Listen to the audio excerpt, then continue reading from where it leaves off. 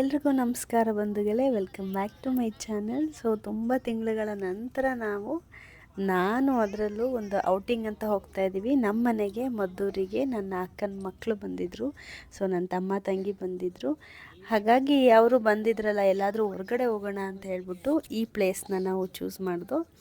ನಾನು, ನನ್ನ ತಮ್ಮ, ನಮ್ಮ ಚಂದನ, ನರಸಿಂಹ, ನನ್ನ ಮಕ್ಕಳಿಬ್ಬರು ಎಲ್ಲರೂ ಒಟ್ಟಿಗೆ ಹೊರಗಡೆ ಹೋಗ್ತಾ ಇದ್ದೀವಿ. ಮಗು ಆದಮೇಲೆ ಹೊರಗಡೆ ಬರೋದನ್ನೇ ಕಡಿಮೆ ಮಾಡಿಬಿಡ್ತೀವಿ ನಾವು. ಮಗುನ ಎತ್ಕೋಬೇಕು, ಓಡಾಡಿಸ್ಬೇಕು, ಪಾಪ ಅದಕ್ಕೆ ಹಿಂಸೆ ಆಗುತ್ತೆ ಅಂತ. ಸ್ವಲ್ಪ ನಮ್ಮ ಮೂಡು ಕೂಡ ಫ್ರೆಶ್ ಆಗಬೇಕು ಅಂದರೆ ಹಿಂಗೆ ಹೊರಗಡೆ ಎಲ್ಲ ಓಡಾಡ್ಕೊಂಡು ಬರಬೇಕು. ಮನೆಯಲ್ಲೇ ಇದ್ದರೆ ಏನೂ ಗೊತ್ತಾಗಲ್ಲ, ಹೊರಗಡೆ ಏನು ನಡೀತಾ ಇದೆ ಅನ್ನೋದೇ ಗೊತ್ತಾಗೋದಿಲ್ಲ. ಸೊ ಹಾಗಾಗಿ ಇವತ್ತು ನಾನು ಕೂಡ ಒಂದು ಮೈಂಡ್ ಚೇಂಜಿಗೋಸ್ಕರ ಹೊರಗಡೆ ಹೋಗಿದ್ದೆ.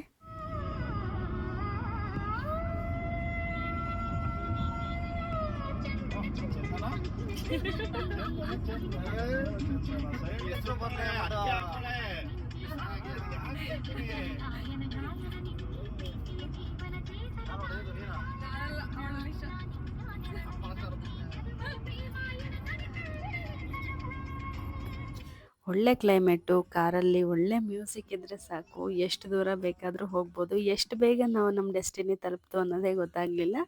ಸೊ ನಾವಿವತ್ತು ಬಂದಿದ್ದು ಪಯಣಗೆ. ಶ್ರೀರಂಗಪಟ್ಟಣದಲ್ಲಿ ಲೊಕೇಟ್ ಆಗಿರುವಂಥ, ಬೆಂಗಳೂರಿಂದ 140 ಕಿಲೋಮೀಟರ್ ದೂರ ಇರುವಂಥ, ಮೈಸೂರಿಂದ ತುಂಬ ಹತ್ತಿರನೇ ಇರುವಂಥ ಪಯಣಗೆ.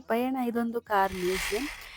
ಸೊ ಬೆಂಗಳೂರು ಮೈಸೂರು ಹೈವೇಲಿ ಹೋಗುವಾಗ ಶ್ರೀರಂಗಪಟ್ಟಣದ ಹತ್ರ ಎಲ್ಲರೂ ನಾವು ಲೆಫ್ಟ್ ಸೈಡು ಕಾಣುವಂಥ ಟಯರ್ನ ನೋಡಿರ್ತೀವಿ, ಕಣ್ಣಾಯಿಸಿರ್ತೀವಿ ಹೇಗಿರುತ್ತೋ ಏನೋ ಅಂತ. ಸೊ ನಾನು ಕೂಡ ತುಂಬ ಸಲ ಹೊರಗಡೆಯಿಂದ ನೋಡ್ತಾ ಇದ್ದೆ. ಒಳಗಡೆ ಬಂದಿರುತ್ತೆ ಫಸ್ಟ್ ಟೈಮ್. ಇನ್ನು ಟಿಕೆಟ್ ಬಂದು 50 ರೂಪಾಯಿ. ಇನ್ನು 12 ವರ್ಷದ ಕೆಳಗಡೆ ಇರುವಂಥ ಮಕ್ಕಳಿಗೆ, ಅಂದರೆ 12 ವರ್ಷಕ್ಕಿಂತ ಕಡಿಮೆ ಇರುವಂಥ ಮಕ್ಕಳಿಗೆ ಫ್ರೀ ಇರುತ್ತೆ. ಆರ್ಮಿ ಪರ್ಸನ್ ಆದರೆ ಫ್ರೀ ಅಂತೆ. ನಾನು ಡಿಪೆಂಡೆಂಟ್ ಕಾರ್ಡ್ ತೊಗೊಂಡು ಹೋಗಿದ್ದೆ, ಬಟ್ ಡಿಪೆಂಡೆಂಟ್ಸ್ಗೆಲ್ಲ ಓನ್ಲಿ ಆರ್ಮಿ ಪರ್ಸನ್ ಅಂತ ಹೇಳಿದರು. ಇನ್ನಿಲ್ಲಿ ಸ್ಟಾರ್ಟಿಂಗ್ಗೆ ಧರ್ಮಸ್ಥಳದ ವೀರೇಂದ್ರ ಹೆಗಡೆಯವರ ಕಾರಿತ್ತು. ಇಲ್ಲಿಂದ ಶುರು ಮಾಡಿದ್ವು ನಮ್ಮ ಪಯಣನ.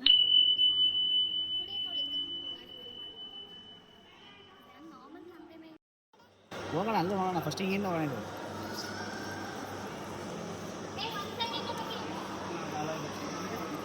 ಇನ್ನು ಸ್ಟಾರ್ಟಿಂಗ್ಗೆ ನಮಗೆ ಟಯರ್ಗಳದ್ದು ಒಂದು ಎವಲ್ಯೂಷನನ್ನು ನೋಡ್ಬೋದು. ಯಾವ್ಯಾವ ಥರ ಟಯರ್ಗಳಿತ್ತು, ಫಸ್ಟ್ ಯಾವ ಥರ ಇತ್ತು. ಇಲ್ಲೆಲ್ಲ ಎತ್ತಿನ ಗಾಡಿಗಳು ಮತ್ತು ಮೋಟಾರ್ ಗಾಡಿಗಳು, ಪ್ರತಿಯೊಂದಕ್ಕೂ ಟಯರ್ ಸೈಜ್ ಎಲ್ಲ ಎಷ್ಟು ವೇರಿಯೇಷನ್ ಇತ್ತು ಅನ್ನೋದು ನೋಡ್ಬೋದು. ಇನ್ನು ನಮ್ಮ ಪಾಪು ಅಂತ ಎಲ್ಲೋ ಹೊಸ ಜಾಗಕ್ಕೆ ಬಂದಿದ್ದೀನಿ, ಮತ್ತು ಲೈಟಿಂಗ್ಸ್ ಸಖತ್ತಾಗಿತ್ತು. ಅದನ್ನ ನೋಡಿ ಎಂಜಾಯ್ ಮಾಡ್ತಾಯಿದ್ವಿ. ಈ ಥರ ಎತ್ತಿನ ಗಾಡಿಗಳು ನಾವು ಎಲ್ಲನೂ ನೋಡಿರಲ್ಲ, ಇದು ಒಂದು ನೋಡಿರ್ತೀವಿ ನೋಡಿ, ಈ ಗ್ರೀನ್ ಕಲರ್ ಬಣ್ಣ ಇರುವಂಥ ಎತ್ತಿನ ಗಾಡಿನ. ಇನ್ನು ವಿಂಟೇಜ್ ಕಾರ್ಗಳಂತೂ ಒಂದಕ್ಕಿಂತ ಒಂದು, ಯಪ್ಪ ಎಷ್ಟು ಚೆನ್ನಾಗಿದೆ, ಈ ಥರ ಇತ್ತು ಅವಾಗೆಲ್ಲ ಅಂತ ನಾವು ನೋಡ್ಬೋದು. ಈಗಿನ ಕಾರ್ಗಳಂತೂ ಎಲ್ರಿಗೂ ಗೊತ್ತಿರುತ್ತೆ, ಮಕ್ಕಳಿಂದ ಹಿಡಿದು ವಯಸ್ಸಾದಂಥವ್ರಿಗೂ ಗೊತ್ತಿರುತ್ತೆ. ಬಟ್ ಆಗಿನ ಕಾರ್ಗಳು ಎಷ್ಟು ಚೆನ್ನಾಗಿದ್ದವು ಅಂದರೆ, ಹುಡುಗಿಯರ ಮೇಲೆ ದೊಡ್ಡವರು ಚಿಕ್ಕವರು ಅಂತ ಏನಿಲ್ಲ, ಫೋಟೋಸ್ ಬೇಕು ಅಂದರೆ ಬೇಕು ಅಷ್ಟೇ. ಇನ್ನು ನನ್ನ ತಮ್ಮ ಸಿನ್ಸಿಯರ್ ಸ್ಟೂಡೆಂಟ್ ಥರ ಪ್ರತಿಯೊಂದು ಕಾರ್ ಮುಂದೆ ಇರುವಂಥ ಬೋರ್ಡ್, ಆ ಕಾರ್ ಬಗ್ಗೆ ಡೀಟೇಲ್ಸ್ ಎಲ್ಲನೂ ನೀಟಾಗಿ ತಿಳ್ಕೊತಾ ಇದ್ದ. ಸಂಡೇ ಆಗಿರೋದ್ರಿಂದ ತುಂಬಾ ರಶ್ ಇತ್ತು. ತುಂಬಾ ಅಂದರೆ ಕಾರ್ ನೋಡೋಕ್ಕಾಗದಿರೋಷ್ಟೇನಲ್ಲ, ಎಲ್ಲಿ ನೋಡಿದ್ರು ಜನ ಕಾಲಿಗೆ ಸಿಗೋಷ್ಟು ಜನಗಳಿದ್ರು. ಇನ್ನು ನನ್ನ ತಮ್ಮ ತಂಗಿ ಫೋಟೋ ತಗೊಳ್ಳೋದ್ರಲ್ಲೇ ಬ್ಯುಸಿ ಆಗಿಬಿಟ್ಟಿದ್ರು. ಇಟಾಲಿಯನ್ ಕಾರ್ಸ್ ಸ್ಟಾರ್ಟಿಂಗ್ ಬರ್ತಾ ಇದ್ದಂಗೆ, ಇಟಾಲಿಯನ್ ಕಾರ್ಸ್ ತುಂಬಾ ಚೆನ್ನಾಗಿತ್ತು.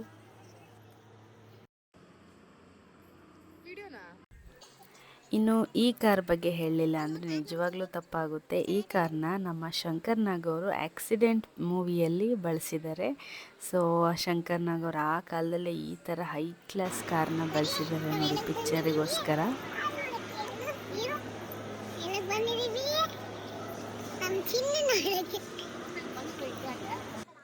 ಈ ಕಾರ್ ಹತ್ರ ತುಂಬ ಜನ ಇದ್ದಾರಲ್ಲ ಅಂತ ನೋಡಿದ್ರೆ ಪಕ್ಕದಲ್ಲಿ ಒಂದು VT ಬೇರೆ ಪ್ಲೇ ಆಗ್ತಾಯಿತ್ತು. ಇದು ಮೈಸೂರಿನ ರಾಜರು ಬಳಸಿದಂಥ ಕಾರ್ ಅಂತ. ಇದು ಜಯಚಾಮರಾಜೇಂದ್ರ ಒಡೆಯರ್, ಮೈಸೂರಿನ ರಾಜ, ಅವರು ಈ ಕಾರ್ನ ಬಳಸ್ತಾ ಇದ್ರಂತೆ. ಯಪ್ಪ ಎಷ್ಟು ಚೆನ್ನಾಗಿದೆ ನೋಡಿ ಕಾರ್ ಮಾತ್ರ.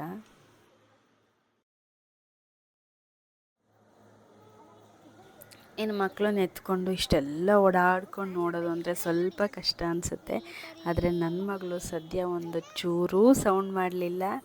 ನಾನು ಹೆಂಗೆ ಓಡಾಡ್ತೀನೋ, ನನ್ನ ಹತ್ರ ಸ್ವಲ್ಪ ಹೊತ್ತು, ನನ್ನ ತಂಗಿ ಹತ್ರ ಸ್ವಲ್ಪ ಹೊತ್ತು, ನನ್ನ ತಮ್ಮ ಕಾರ್ತಿ ಹತ್ರ ಸ್ವಲ್ಪ ಹೊತ್ತು, ನರಸಿಂಹನ ಹತ್ರ ಸ್ವಲ್ಪ ಹೊತ್ತು ಹಿಂಗೆ ಇದ್ದು ನಮ್ಮ ಈ ಪಯಣನ ಕಂಪ್ಲೀಟ್ ಮಾಡೋದಕ್ಕೆ ಅವಕಾಶ ಮಾಡಿಕೊಟ್ಲು. ಇನ್ನು ಈ ಸೈಡಲ್ಲೆಲ್ಲ ಒಳ್ಳೊಳ್ಳೆ ಬೈಕ್ಗಳಿದ್ದು, ಬೈಕು ಅದು ಸೈಕಲ್ಲು ಅನ್ನೋದೇ ಗೊತ್ತಾಗ್ತಿರ್ಲಿಲ್ಲ. ಅಷ್ಟು ಹಳೆಯ ಬೈಕ್ಗಳು ಇದೆಲ್ಲ ಇದ್ವಾ ಅನ್ನೋ ಹಾಗಾಗಿತ್ತು. ಒಂಥರ ಸಖತ್ ಎಕ್ಸೈಟಿಂಗ್ ಆಗಿತ್ತು ಅವೆಲ್ಲನೂ ನೋಡೋದಕ್ಕೆ. ನನ್ನ ಮಗಳು ಅಷ್ಟೇ ಒಂದು ಸಖತ್ ಎಕ್ಸೈಟ್ಮೆಂಟಲ್ಲಿ ನೋಡ್ತಾ ಇದ್ಲು ದೊಡ್ಡವಳು. ಈ ಮ್ಯೂಸಿಯಂ ಹುಡುಗಿರಿಗಿಂತ ಮೋಸ್ಟ್ ಪ್ರಾಬಬ್ಲಿ ಹುಡುಗರಿಗೆ ತುಂಬ ಇಷ್ಟ ಆಗುತ್ತೆ ಅನಿಸುತ್ತೆ. ಸೊ ನನ್ನ ತಮ್ಮ ಅಂತೂ ಸಖತ್ತು ಇಂಟ್ರೆಸ್ಟಿಂಗಾಗಿ ಎಲ್ಲನೂ ವೀಡಿಯೋ ಮಾಡ್ಕೋತಾ ಇದ್ದ. ಮತ್ತು ಏನೇ ಒಂದು ವಿಚಾರನೂ ಅಷ್ಟೇ ಅವನು ಸುಮ್ಮನೆ ಈಸಿಯಾಗಿ ಅಂತ ಅನ್ನಲ್ಲ, ಅದನ್ನು ರಿಸರ್ಚ್ ಮಾಡಿ ತಿಳ್ಕೊಂಡೇ ಅವನು ಮುಂದಿನ ಮಾತನ್ನ ಹಾಡೋದು. ಸೊ ಪೈಸಾ ವಸೂಲ್ ಅಂತಾರಲ್ಲ, ಹಾಗೆ ಅವನು ಕೊಟ್ಟಿದ್ದ ದುಡ್ಡಿಗೆ ತಕ್ಕನಾದ ಇನ್ಫಾರ್ಮೇಷನ್ ಎಲ್ಲನೂ ಎಕ್ಸ್ಟ್ರಾಕ್ಟ್ ಮಾಡ್ತಾ ಇದ್ದ.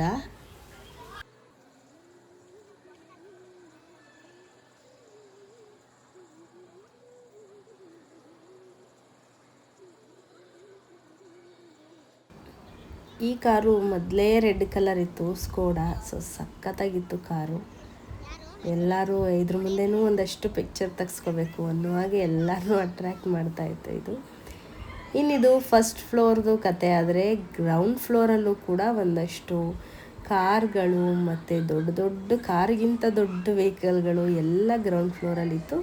ಸೊ ಇಲ್ಲೆಲ್ಲ ಒಂದು ರೌಂಡ್ ಹಾಕ್ಕೊಂಡು ನಾವು ನೆಕ್ಸ್ಟ್ ಹೋಗಿದ್ದು ಕೆಳಗಡೆಗೆ. ನನ್ನ ಮಗಳು ಪರಿ ಸಖತ್ತು ಇನೋಸೆಂಟ್ ಥರ, ಏನೂ ಗೊತ್ತಿಲ್ಲ ಅವಳಿಗೆ ಪಾಪ, ಎಲ್ಲಿ ಬಂದಿದ್ದೀವಿ ಏನೂ ಗೊತ್ತಿಲ್ಲ. ತುಂಬ ಕ್ವೈಟ್ ಆ್ಯಂಡ್ ಕಾಮಾಗಿದ್ಲು ಫುಲ್ ಜರ್ನಿ. ನಮ್ಮ ಈ ಪಯಣದ 1 ಗಂಟೇಲಿ ನಾವು ನೋಡಿ ಬರ್ತೀವಿ ಅಂದರೆ ಖಂಡಿತವಾಗ್ಲೂ ಆಗದೇ ಇರೋ ಕತೆ ಇದು. ಸೊ 1 ಗಂಟೇಲಿ ಆಗೋದೇ ಇಲ್ಲ.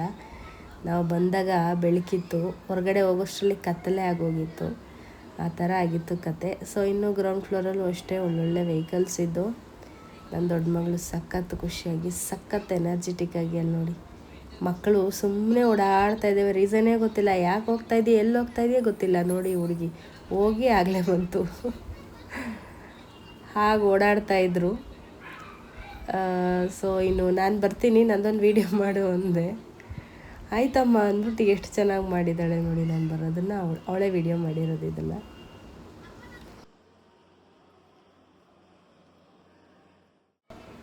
ಎಲ್ಲರ ಕೈಲೂ ಮೊಬೈಲು.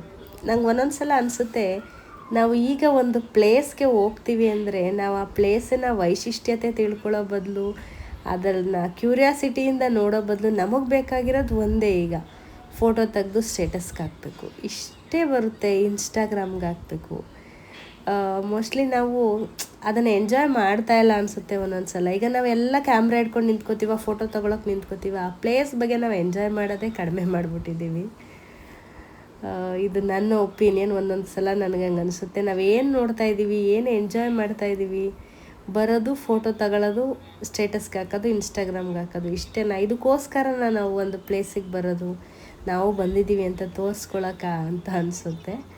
ಸೊ ಇಲ್ಲಿ ನಮ್ಮ ಒಂದು ಮಿಲ್ಟ್ರಿ ಟ್ರಕ್ ಇತ್ತು. ಮಿಲ್ಟ್ರಿ ಅಂತ ಎಲ್ಲಿ ಕೇಳಿಸಿದ್ರು ನಮ್ಮದು ಅನ್ನೋಂಗೆ ಫೀಲ್ ಬರುತ್ತೆ, ನನ್ನ ಹಸ್ಬೆಂಡ್ ವರ್ಕ್ ಮಾಡ್ತಾ ಇರೋದ್ರಿಂದ. ಇನ್ನು ಈ ಜೀಪ್ ನೋಡಿದ್ರೆ ಸಿಪಾಯಿ ಫಿಲಮಲ್ಲಿ ರವಿಚಂದ್ರನ್ ಅವ್ರು ಬಳಸಿರೋ ಜೀಪ್ ಥರ ಇದೆ. ಏನೋ ಗೊತ್ತಿಲ್ಲ, ಒಟ್ಟು ಆ ಥರ ಸೇಮ್ ಡಿಟ್ಟೋ ಆ ಥರನೇ ಇದೆ. ಮತ್ತು ಅಲ್ಲಿ ಅದ್ರ ಮುಂದೆ ಫೋಟೋ ತೆಗ್ಸ್ಕೊಳಕ್ಕೆ ಕೂತಿದ್ದಲ್ಲ, ಸ್ವಲ್ಪ ರೆಸ್ಟ್ ಮಾಡೋಣ ಅಂತ ಕೂತಿದ್ದು.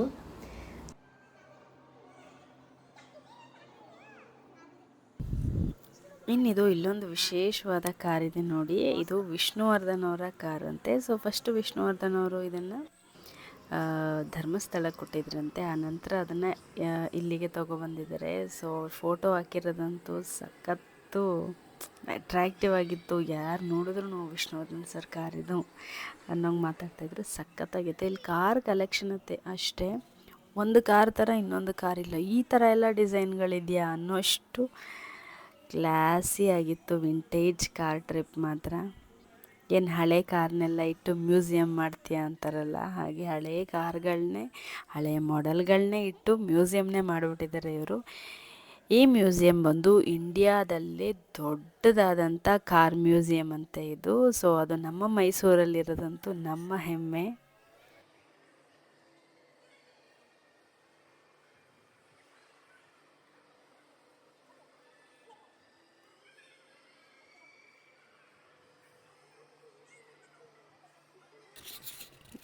ಈ ಥರ ಕಾರ್ಗಳು ಇರ್ತವೆ, ಈ ಥರ ಕಲ್ಲರ್ ಕಾರ್ಗಳು ಇರ್ತವೆ ಅನ್ನೋಷ್ಟು ಆಶ್ಚರ್ಯವಾಗಿತ್ತು. ಇಲ್ಲಿ ಕಾರ್ ಪಾರ್ಟ್ಸ್ಗಳನ್ನೇ ಬಿಚ್ಚಿ ಬಿಚ್ಚಿ ಇಟ್ಬಿಟ್ಟಿದ್ದಾರೆ.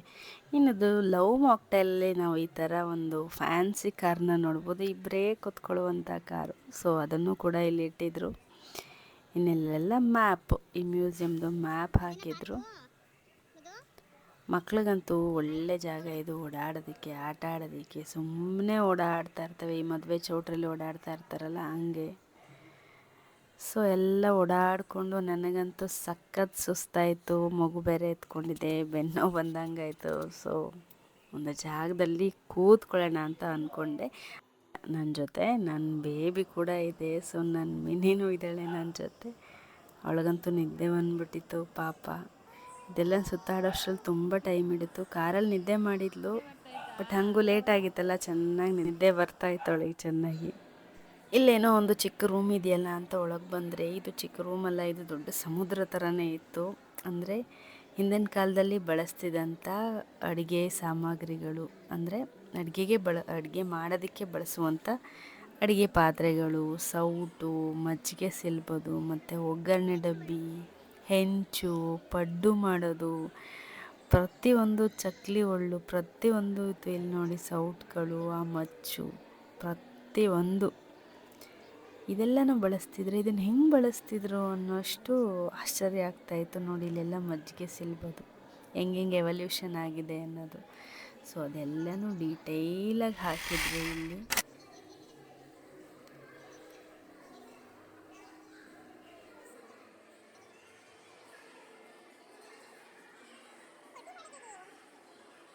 ನೆಕ್ಸ್ಟ್ ಅಲ್ಲಿಂದ ಬಂದರೆ ಇಲ್ಲೆಲ್ಲನೂ ಪ್ರಿಂಟರ್ಗಳು, ಟೈಪಿಂಗ್ ಮಿಷಿನ್ನು.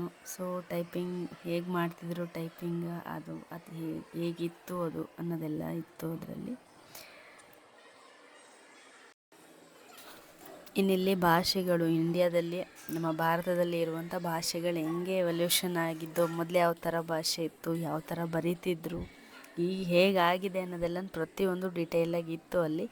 ಸೊ ಇನ್ನು ಕಾಯಿನ್ ಕಲೆಕ್ಷನ್ನು, ಫಸ್ಟ್ ಯಾವ ಥರ ಕಾಯಿನ್ಗಳಿದ್ದು, ಯಾರ್ಯಾವ ರಾಜರ ಕಾಲದಲ್ಲಿ ಯಾವ್ಯಾವ ಥರ ಕಾಯಿನ್ಗಳಿದ್ದು ಅಂತ. ಇನ್ನಿಲ್ಲಿ ನೋಟ್ಗಳು, ಕಾಯಿನ್ಗಳಾದಮೇಲೆ ನೋಟ್ಗಳ ಬಗ್ಗೆ ಇತ್ತು. ಮತ್ತು ಇಲ್ಲಿ ಸ್ಟ್ಯಾಂಪ್ಗಳು ಪ್ರತಿಯೊಂದು ಇತ್ತು. ಸ್ಟ್ಯಾಂಪ್ ಕಲೆಕ್ಷನ್, ಕಾಯಿನ್ ಕಲೆಕ್ಷನ್ ಪ್ರತಿಯೊಂದು ಇತ್ತು.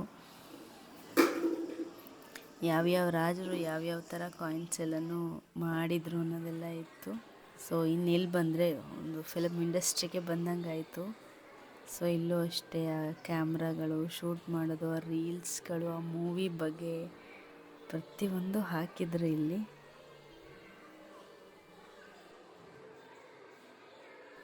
ಖಡ್ಗಗಳು, ತುಂಬ ಹಳೆಯ ಖಡ್ಗಗಳೆಲ್ಲ ಇದ್ದು, ಗನ್ಗಳು, ಖಡ್ಗಗಳು ಎಲ್ಲ ಕಂಪ್ಲೀಟ್ ಮ್ಯೂಸಿಯಂ ಅಂದರೆ ಕಂಪ್ಲೀಟ್ ಮ್ಯೂಸಿಯಂ ಇದು. ಗಡಿಯಾರದಿಂದ ಹಿಡ್ದು ಆ ದೇವರುಗಳು, ಯಾವ್ಯಾವ ದೇವರನ್ನು ಪೂಜೆ ಮಾಡ್ತಿದ್ರು, ಯಾವ್ಯಾವ ಟೈಮಲ್ಲಿ, ಯಾವ್ಯಾವ ರಾಜರ ಕಾಲದಲ್ಲಿ ಅನ್ನೋದೆಲ್ಲನೂ ಕಂಪ್ಲೀಟಾಗಿ ಈ ಒಂದು ರೂಮಲ್ಲಿ ಫಿಗರ್ ಔಟ್ ಮಾಡಿ ಇಟ್ಟಿದ್ದಾರೆ. ಇದೆಲ್ಲನೂ ವಿಡಿಯೋ ಮಾಡಿದ್ದು ನನ್ನ ತಮ್ಮ ನರಸಿಂಹ. ಸೊ ನನಗೆ ಹೆಲ್ಪ್ ಮಾಡ್ದ. ನನ್ನ ಮಗು ಎತ್ಕೊಂಡು ಒಂದು ಕಡೆ ಇದ್ದೆ, ಅವನು ಇದೆಲ್ಲನೂ ಕಂಪ್ಲೀಟಾಗಿ ವಿಡಿಯೋ ಮಾಡ್ಕೊಂಡು ಬಂದಿದ್ದಾನೆ. ಇಷ್ಟೆಲ್ಲ ನೋಡಿದ್ಮೇಲೆ ಸುಸ್ತಾಗದೇ ಇರುತ್ತಾ? ಖಂಡಿತ ಸುಸ್ತಾಯಿತು. ಹೊಟ್ಟೆ ಬೇರೆ ತಾಳ ಆಗ್ತಾಯಿತ್ತು. ಅಷ್ಟೊತ್ತಿಗೆ ಟೈಮ್ ಆಗಲೇ ಒಂದು 8:30 8:30 ಆಗೇ ಹೋಗಿತ್ತು. ಸೊ ಅಲ್ಲೇ ಇದ್ದಂಥ ಒಂದು ಹರಿಗೋವಿಂದಾಸ್ ಅನ್ನೋ ಒಂದು ರೆಸ್ಟೋರೆಂಟ್ ಇತ್ತು.